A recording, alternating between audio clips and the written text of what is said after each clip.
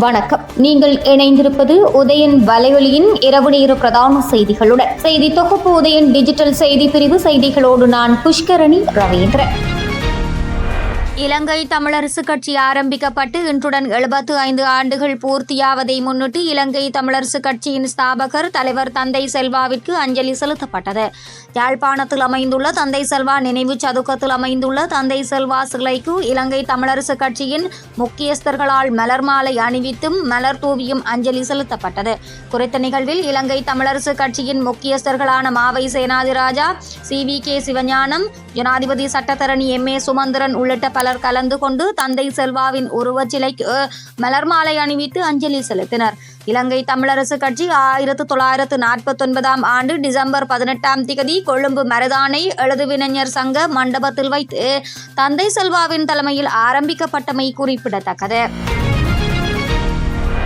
சைகை மொழியை அரச மொழியாக பிரகடனப்படுத்த வலியுறுத்தி இலங்கை தமிழ் செவிப்புலனற்றோர் அமைப்பின் ஏற்பாட்டில் விழிப்புணர்வு பேரணி கிளிநொச்சி வடமாகாண விளையாட்டு மைதானத்திற்கு முன்பாக ஆரம்பித்து பசுமை பூங்கா வரை முன்னெடுக்கப்பட்டு தொடர்ந்து பசுமை பூங்காவில் விழிப்புணர்வு நிகழ்ச்சிகள் இடம்பெற்றன. குறித்த நிகழ்வில் பிரதம விருந்தினராக வடமாகாண ஆளுநர் வேதநாயகம் கலந்து கொண்டிருந்ததோடு இலங்கை பூராகவும் உள்ள செவிப்புலனற்றோர் சங்கத்தினர் கலந்து கொண்டனர். இதன்போது குறித்த அமைப்பினரால் ஆளுநருக்கான மனு ஒன்றினையும் கையளித்திருந்தனர். இந்தியாவிற்கான 3 நாள் உத்தியோகபூர்வ பயணத்தை முடித்துக் கொண்ட ஜனாதிபதி அனுரகுமார திஸநாயக்க மற்றும் அவரது குழுவினர் நேற்று இரவு நாடு திரும்பியுள்ளனர். ஸ்ரீலங்கன் ஏர்லைன்ஸ் விமானமான ஜூவல் 196 மூலமாக அவர்கள் இந்தியாவின் புதுடெல்லியில் இருந்து கட்டுநாயக்க விமான நிலையத்தை வந்தடைந்துள்ளனர். இந்திய ஜனாதிபதி திரௌபதி முர்முவின் அழைப்பின் பெயரில் ஜனாதிபதி அனுரகுமார திஸநாயக்க கடந்த 15 இந்தியாவிற்கு உத்தியோகபூர்வ பயணத்தை மேற்கொண்டார். இந்த சுற்றுப்பயணத்தின் போது இந்திய பிரதமர் நரேந்திர மோடியுடனான இருதரப்பு சந்திப்பில் முக்கிய விடயங்கள் குறித்து ஜனாதிபதி கலந்துரையாடியதுடன் இரு நாடுகளுக்கும் இடையில் பல ஒப்பந்தங்கள் கைச்சாத்திடப்பட்டன.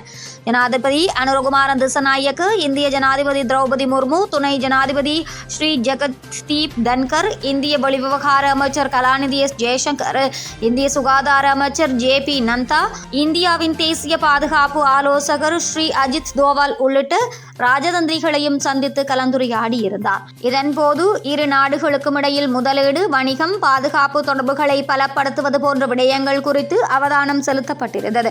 மேலும் நேற்றைய தினம் புத்தகாயாவிற்கான பயணம் மேற்கொண்ட ஜனாதிபதி உள்ளிட்ட குழுவினர் அங்கு வழிபாடுகளில் கலந்து கொண்டனர். ஜனாதிபதி அனுரகுமார திஸநாயக்க பதவி ஏற்றுக்கொண்டதன் பின்னர் மேற்கொண்ட முதல் சுற்றுப்பயணத்தில் வெளிநாட்டு அலுவல்கள், வெளிநாட்டு வேலைவாய்ப்பு மற்றும் சுற்றுலாத்துறை அமைச்சர் விஜிதஹேர, தொழில்துறை அமைச்சர் மற்றும் பொருளாதார அபிவிருத்தி பிரதி அமைச்சர் பேராசிரியர் அனில் ஜெயந்த பெர்னாண்டோ உள்ளிட்டோர் பங்கேற்றிருந்தமை குறிப்பிடத்தக்கது. சமீபத்தில் நடைபெற்ற தரம் 5 புலமை பரிசில் பரீட்சையின் வினாத்தாளில் 3 வினாக்கள் கசிந்ததாக கூறப்படும் சம்பவம் தொடர்பில் மேற்கொள்ளப்பட்டு வரும் விசாரணை அறிக்கையை நாளை காலை 9 மணிக்கு முன்னர் தாக்கல் செய்யுமாறு குற்றப்புலனாய்வு திணைக்களத்திற்கு உயர் நீதிமன்றம் இன்று உத்தரவிட்டுள்ளது.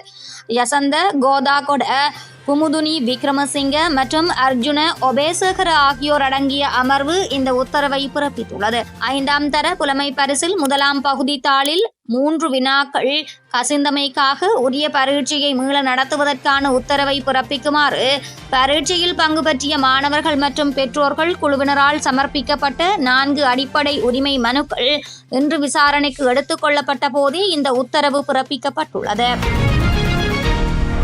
வாகன இறக்குமதிக்கான அனுமதி 3 வழிமுறைகளில் வழங்கப்படும் என ஜனாதிபதி அனுரகுமார திஸநாயக்க தெரிவித்துள்ளார். நாடாளுமன்றில் இன்று உரையாற்றும் போதே ஜனாதிபதி இவ்வாறு தெரிவித்துள்ளார்.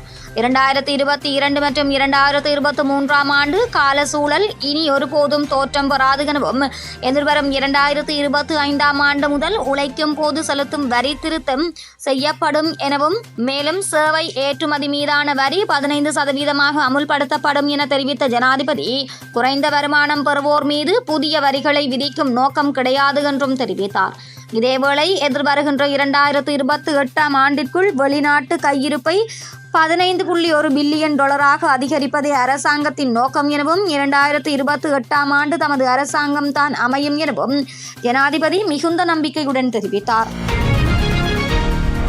எதிர்க்கட்சித் தலைவர் சஜித் பிரேமதாசவின் கல்வி தகமை தொடர்பில் ஆளுங்கட்சி கொறடாவும் அமைச்சருமான நலிந்த ஜெயதிச சபையில் கேள்வி எழுப்பியிருந்த பின்னணியில் தமது கல்வி தகமை தொடர்பான சான்றிதழ்களை சஜித் பிரேமதாச நாடாளுமன்றத்தில் முன்வைத்தார்.